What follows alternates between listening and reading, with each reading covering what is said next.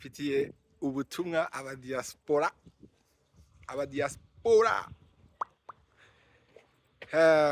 cyangwa niba nawe uzi diaspora, umusheri wawe diaspora, inshuti, umuvandimwe,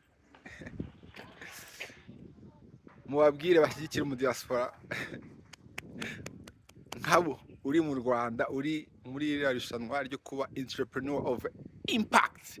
Tugeze mu cyiciro cya kabiri, stage round number 2. Ntababeshye ngiye byantunguye kuntu kuko ari amarushanwa gisohoka entrepreneur of impact, si uko nari nzi ko tutatsinda, ariko ngiye kureba ukuntu abantu bagomba gutora cyane cyane ko twari turi muri groupe ya mbere turi abantu 90, 90 people, abantu 90.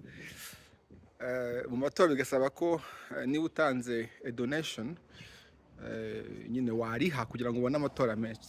So ngiye ubwo nagendeye cyane kuri free vote kuko ndareba mbona abantu bashizemo akantu, sibyo? Naho ndabashimiye kuko kubona twageze